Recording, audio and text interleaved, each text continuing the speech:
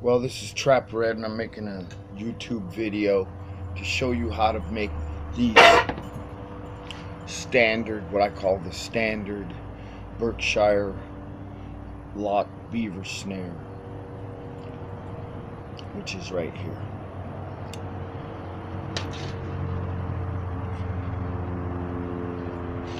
And I also thought about, well, how am I going to make a good movie? Because I think a lot. I don't have a bunch going on right now.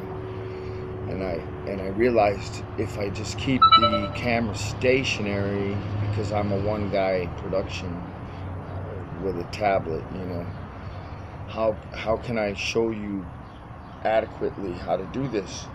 And I thought, okay, well, I'll just get up close, like hold the part up and explain it as I do it, the different parts. So we'll go through it. Before I do, I want to explain to you that for a limited time only, I still have available Land Trapper's logbook, enough records in space in the book to keep track of about 250 sets longhand. It's just to jog your memory, put your data in, you know, your CD's data, stuff like this. It's a nice little book. It's about 50 pages long, and the Predator Calls CD. It's got 14 different tracks. Each track's about 5 minutes long, so the whole CD is about 70 minutes. It's got 30 seconds of silence at the end. Silent track, hidden track, track 15. It can all be programmed in a programmable CD player, boombox, or any other kind of portable CD player to play Predator calls. So it's pretty. It's an early on product I did, and it's really, we don't sell them, so we're giving them away as a promo when you buy an order of our snares. So there you go. Now, as far as this snare is concerned, this is on eBay.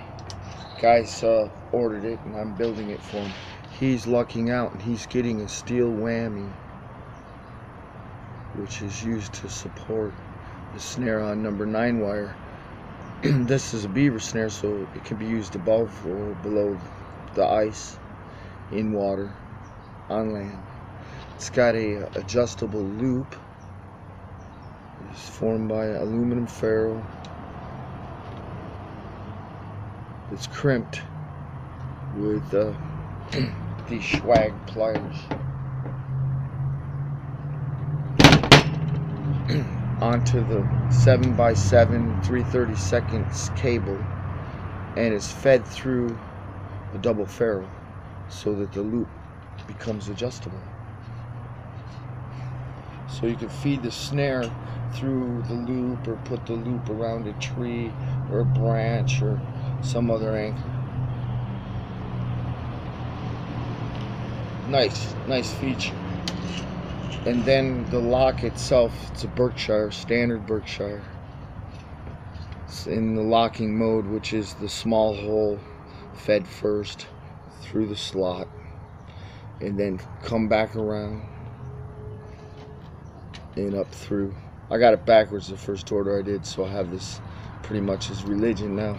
But you can thread them backwards, and if you thread them backwards, they work well as a relaxing lock. In other words, if you reverse the lock's position from what I have right now, so that this is first and this is fed through, reverse, it will become a relaxing lock. So anyways, this is a fairly fast lock when it's set up right. Right now it seems like it's a little sticky. And that comes from not being loaded, and also sometimes these imported cables are a little rough, and so you'll have to use it back and forth like this, kind of, you know, move it in and out to burnish it. And that, what that does is it burnishes any spurs or whatever off the lock mechanism, and it will just slide faster. Alright, so I'm going to show you how to make one now. It's fairly simple. And what you're going to need is you're going to need some bolt cutters to cut your cable with. I just put the cable in, and then at the length I want it, 5 feet, and then I'll smack the bolt cutter on the concrete, and it makes a real clean cut that way. If you try to do it any other way, you'll find out you're struggling. So just do it that way, my method. Mark off your length, and to cut it, just put the bolt cutters around the cable firmly, close clasps down, and then give it a good hard whack on the concrete. It'll cut it real clean. Okay, that being said, we covered the predator calls in the land trappers giveaway. You're gonna need cable. I usually buy it in 1,000-foot rolls anymore. You can get it in less. You can get it in 100-foot lengths. 250, 500, I believe, break out from the different manufacturers and suppliers. They'll sell it to you like that. They make more money off of it that way. I think, you know, like 100-foot length, and then 500 or 1,000.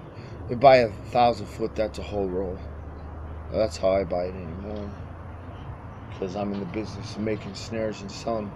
Although this year we kind of sat out because the business was slow and there was already enough competition, and I figured, well, take some time off. My dad passed away this last summer, and so I decided to take it slower and do some life evaluation. Anyways, you're going to want an aluminum stop. These are specially sized for this cable, which is 7x7 3/32. If you use a smaller cable, then you'll have to get that corresponding size hardware. So you put the stop on, you thread it through. Now you're going to take your crimps, your swag tool, and you're going to put the stop in, clasp it, what I call clasp it. Now it's not locked down, but you're going to anchor it, and then you're going to apply pressure. Once you apply pressure, don't move the cable. Just make a smooth motion with constant pressure put to the joint so it's all the way closed, and that makes a good crimp. Open it up, pull it out, check your work. You want about that much on the end, about 1/8 of an inch. Alright, so now you take your other end, you make sure that there's no straggler cables. You tend to do that. I might have to cut this end off if I can't feed it properly. Feed it through your double ferrule. Bring the double ferrule all the way down to the end. Now you refeed it through the other direction.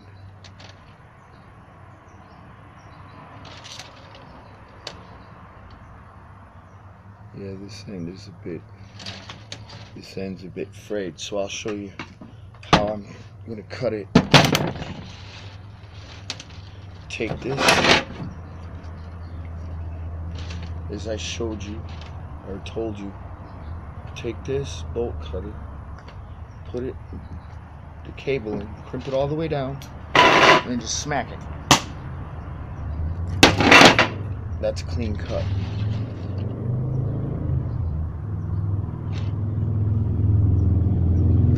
That way you don't have to hassle with, you know, messing around, trying to fiddle around with loose little cable ends. You just keep it all clean, compacted and twisted properly. You won't have that problem. Assembly goes a lot quicker that way. Otherwise, your first few attempts could be very frustrating. So I'm giving you good tips on how to avoid those traumatic experiences of fraying your wire end and not being able to feed it through the device, pulling out your hair and screaming bloody murder in the backyard. Alright, so now you take your free end, you made your loop, you take your free end, and you're going to put your whammy on. You could use vinyl. This one's a twist on metal. He's getting an upgrade because I don't have the vinyl right now. And then you put your lock, this is the Berkshire, small hole first through the slot.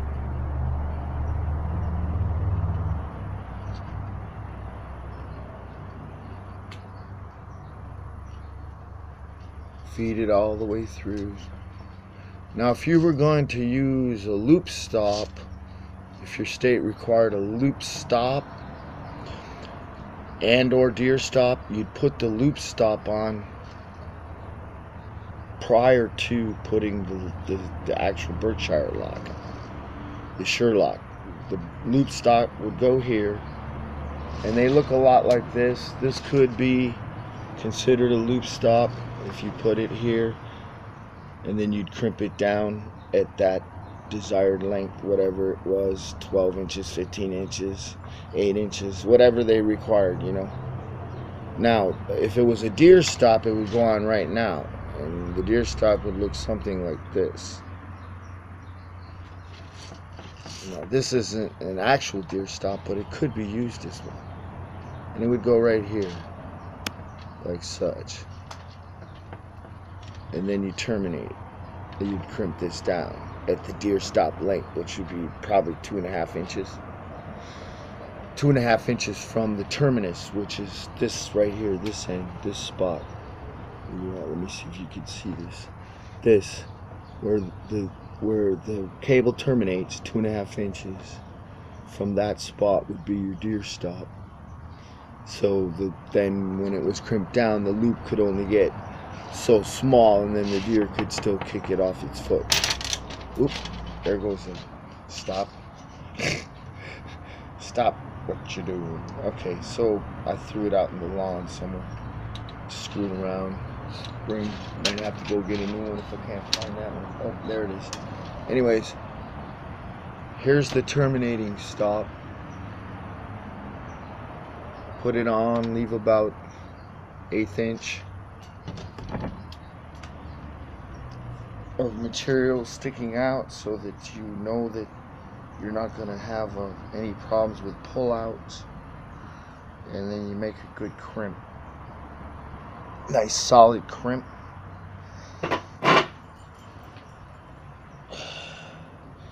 With the swag tool. Check your work. And that's it. You got yourself a snare. Now, in order to adjust this, what you want to do is you want to load it. You want to put your load right on the back edge, right here. You can do that with a pipe. You can do it with these pliers. And I'll show you how to do it. Get yourself some material. And then you're just going to want to run it like so. You're going to want to run it across the pipe like this. Right across the pipe. You give it a couple of good, you can also hand load it. They call hand load it or thumb load it by doing this. Watch. Like this. That will make your device faster. So you're putting a memory on the cable.